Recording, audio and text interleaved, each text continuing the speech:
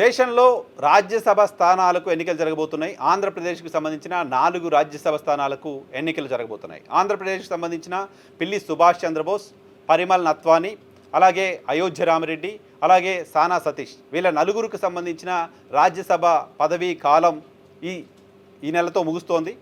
So ముగుస్తున్న సందర్భంగా ఆ స్థానాల్లో మరొక నలుగురిని కొత్త అభ్యర్థుల్ని ఎన్నుకోవాల్సిన పరిస్థితి ఉంది. ఎన్నుకోవాల్సిన సందర్భంగా ఆంధ్రప్రదేశ్ అసెంబ్లీలో ఆ 4 స్థానాలు కూటమికే దక్కే అవకాశం ఉంది. అక్కడ వైఎస్ఆర్ కాంగ్రెస్ పార్టీకి కేవలం 11 స్థానాలే ఉన్నాయి కాబట్టి జనసేన, టీడీపీ, భారతీయ జనతా పార్టీలకు ఆ మొత్తం స్థానాలు దక్కే అవకాశం ఉంది. ఆ మాటకొస్తే భారతీయ జనతా పార్టీ, జనసేన లేకపోయినా టీడీపీయే 4 స్థానాలని కైవసం చేసుకునే పరిస్థితి కనపడుతోంది. అయితే గతంలో రాజ్యసభ స్థానాలు ఎన్నిక జరిగిన సందర్భంగా ప్రతిపక్ష పార్టీలు తమ పార్ట్నర్ పార్టీలకు భారతీయ జనతా పార్టీకి స్థానాలను కేటాయించింది తెలుగుదేశం పార్టీ.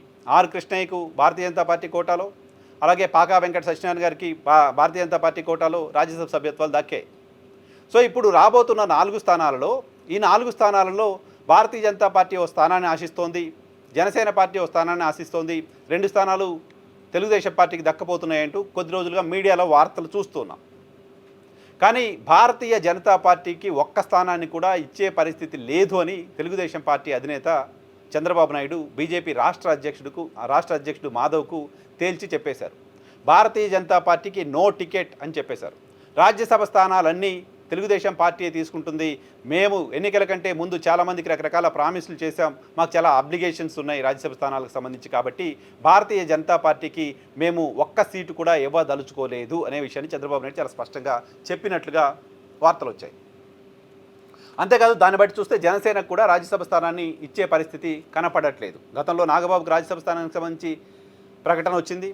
ఆ తర్వాత ఆయన్ను ఎమ్మెల్సీ చేశారు. మంత్రి పదవికి సంబంధించి ఆయనకు ప్రకటన ఇచ్చినప్పటికీ ఇప్పటివరకు మంత్రి పదవి అయితే ఇవ్వలేదు. బట్ ఆయన ఎమ్మెల్సీగా ఉన్నారు కాబట్టి జనసేన పార్టీ కూడా రాజ్యసభ స్థానాన్ని ఆశించే పరిస్థితి ప్రస్తుతం ఉన్న వాతావరణంలో కనపడట్లేదు. లింగంనేని రమేష్కి రాజ్యసభ స్థానాన్ని జనసేన కోటాలో ఇస్తారంటూ ప్రచారం జరుగుతుంది. కాబట్టి నిన్న మాధవ్తో చంద్రబాబు నాయుడు సమావేశం తర్వాత పరిణామాలను బట్టి చూస్తే 4 స్థానాలు తెలుగుదేశం పార్టీయే తీసుకోవచ్చు లాంటి ఒక ఇంప్రెషన్ కలుగుతోంది. సో భారతీయ జనతా పార్టీకి మాత్రం నో చెప్పినట్టుగా ఓపెన్గా అఫీషియల్గా తెలుగుదేశం పార్టీకి సంబంధించిన పత్రికల్లోనే వార్తలు వచ్చాయి. అయితే ఎందుకు భారతీయ జనతా పార్టీకి నో చెప్తున్నారు? భారతీయ జనతా పార్టీ చాలా బలంగా భావిస్తోంది కేంద్రంలో రాజ్యసభలో సంపూర్ణ మెజారిటీ మాత్రమే కాదు 2/3 మెజారిటీ తమకు కావాలని ఆ పార్టీ కోరుకుంటోంది. శాసనసభ స్థానాల విషయం మాకు ముఖ్యం కాదు, లోక్సభలో రాజ్యసభలో తమకు బలం ఉండాలని పార్టీ కోరుకుంటోంది. ఆంధ్రప్రదేశ్ లాంటి రాష్ట్రం నుంచి రాజ్యసభలో తమకు ప్రాతినిధ్యం ఉండాలని కోరుకుంటోంది. ఇప్పటికే 2 రాజ్యసభ సభ్యులు ఉన్నారు వాళ్ళకి. సో భారతీయ జనతా పార్టీ రాజ్యసభ స్థానాల విషయంలో రాజీ పడుతుందా? చంద్రబాబు నాయుడు మేము ఇవ్వము, ఇప్పుడు ఇవ్వలేము అంటే భారతీయ జనతా పార్టీ ఒప్పుకొని ఓకే సరే అంటుందా? డెఫినెట్గా భారతీయ జనతా పార్టీ ఒప్పుకునే పరిస్థితిని ఆశించలేదు తెలుగుదేశం పార్టీ. ఎందుకంటే భారతీయ జనతా పార్టీ రాజ్యసభలో స్థానాల పెంపుకు సంబంధించి చాలా సీరియస్గా ఉంది. రాజ్యసభలో మెజారిటీ సాధించడానికి సంబంధించి ప్రయత్నాలు చాలా విస్తృతంగా చేస్తూ వస్తోంది. కాబట్టి ఆంధ్రప్రదేశ్లో మాకు సీటు కావాల్సిందే, 1 కాదు 2 సీట్లైనా కావాల్సిందని పట్టుబట్టడానికి సంబంధించిన అవకాశం భారతీయ జనతా పార్టీకి ఉంది. అయితే ఇటీవల జరుగుతున్న కొన్ని పరిణామాల పట్ల తెలుగుదేశం పార్టీ అధినేత అసంతృప్తిగా ఉన్నారు. భారతీయ జనతా పార్టీ పైన, ఆంధ్రప్రదేశ్లో లడ్డూకు సంబంధించిన అంశం పైన, ఆంధ్రప్రదేశ్లో జగన్మోహన్ రెడ్డి పైన కేసులకు సంబంధించిన అంశం పైన, రకరకాల ఇష్యూస్ పైన భారతీయ జనతా పార్టీ గట్టిగా మాట్లాడట్లేదు.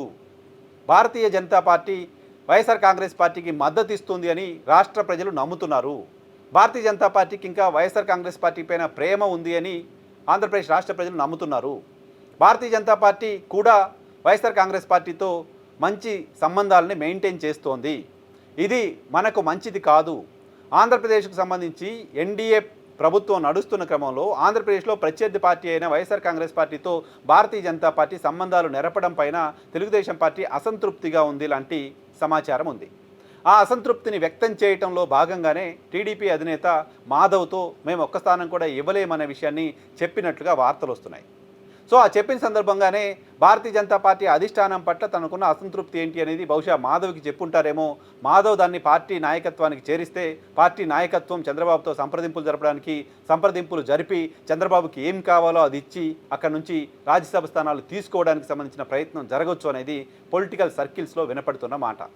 ఈ మేరకు చంద్రబాబు నోకి భారతీయ జనతా పార్టీ అధిష్టానం ఎస్ అంటుందా లేదా నో కావాల్సిందే అంటుందా అనేది జూన్ 1 తర్వాత మనకు తెలిసే అవకాశం ఉంది. మహానాడు జరుపుకోబోతోంది తెలుగుదేశం పార్టీ. ఈ నెల 27, 28, 29 తారీఖుల్లో. మహానాడు తర్వాత రాజ్యసభకు ఎవరిని పంపించాలి ఏంటి అనే అంశంపైన ఓ నిర్ణయం తీసుకుంటామంటూ పార్టీ అధినేత చెప్తూ ఉన్నారు. సో మహానాడు తర్వాతే దీనికి సంబంధించిన ప్రక్రియ జూన్ 1 నుంచి ప్రారంభం కాబోతుంది కాబట్టి సో రాజ్యసభ అభ్యర్థుల ఎంపికకు సంబంధించి జూన్ 1 వీక్లో తెలుగుదేశం పార్టీ ఒక క్లారిటీకి వచ్చే అవకాశం ఉంది. అయితే తెలుగుదేశం పార్టీ అధినేత మాధవ్కు చెప్పిన నో తాత్కాలిక నోనా లేదా లాంగ్ టర్మ్ నోనా సీరియస్ నోనా అనేది మనకి జూన్ 1 వీక్లో తెలిసే అవకాశం ఉంటుంది. ఖచ్చితంగా ఆంధ్రప్రదేశ్ రాజకీయ పరిణామాలను గమనిస్తున్న వాళ్ళకి మాత్రం భారతీయ జనతా పార్టీ 4లో ఒక్క స్థానం కూడా తీసుకోకుండా పర్వాలేదు 4 మీరే తీసుకోండి అని తెలుగుదేశం పార్టీకి వదిలేస్తుంది అని డెఫినెట్గా భావించలేము. మరో వార్త కూడా హల్చల్ చేస్తోంది, ఎంతవరకు నిజమో తెలియదు. సోషల్ మీడియాలో వార్త హల్చల్ చేస్తోంది. పరిమల్ నత్వాని ఇప్పుడు ఆల్రెడీ ఆయన సభ్యత్వం ముగుస్తోంది నెల 26తో. సో ఆయన సభ్యత్వం ముగుస్తోంది. ఆయన రిలయన్స్ కోటాలో గతంలో ఆంధ్రప్రదేశ్ నుంచి వైఎస్ఆర్ కాంగ్రెస్ పార్టీ తరఫున రాజ్యసభకు నామినేట్ అయ్యారు. సో ఇప్పుడు ఆయన్ను మళ్ళీ రాజ్యసభకు నామినేట్ చేయండి అని రిలయన్స్ టీడీపీని కోరుతోంది లాంటి వార్తలు వస్తున్నాయి. అదే జరిగితే పరిమల్ నత్వానీని భారతీయ జనతా పార్టీ కోటాలోనా లేకపోతే తెలుగుదేశం పార్టీ కోటాలోనో మళ్ళీ నామినేట్ చేసే అవకాశం ఉంది లాంటి వార్తలు కూడా వస్తున్నాయి. చూడాలి. తెలుగుదేశం పార్టీ చాలా సందర్భాల్లో మెజారిటీ సందర్భాల్లో ఆల్మోస్ట్ 99% సందర్భాల్లో రాజ్యసభ అభ్యర్థుల ఎంపిక విషయంలో తప్పే చేసింది. రాజ్యసభ అభ్యర్థుల ఎంపిక విషయంలో ఆ పార్టీ తప్పు చేసిందనే మాట ఎలా చెప్పగలమంటే తెలుగుదేశం పార్టీ పుట్టిన దగ్గర నుంచి ఆ పార్టీ రాజ్యసభ మెంబర్షిప్ ఇచ్చిన వాళ్ళలో 10% కూడా ఆ పార్టీతో లేరు. ఆ తర్వాత పార్టీని వదిలేసి వెళ్ళిపోయారు. 90% మంది సభ్యులు తెలుగుదేశం పార్టీ నుంచి రాజ్యసభ స్థానాలు తీసుకొని పార్టీని వదిలేసి వెళ్ళిపోయారు.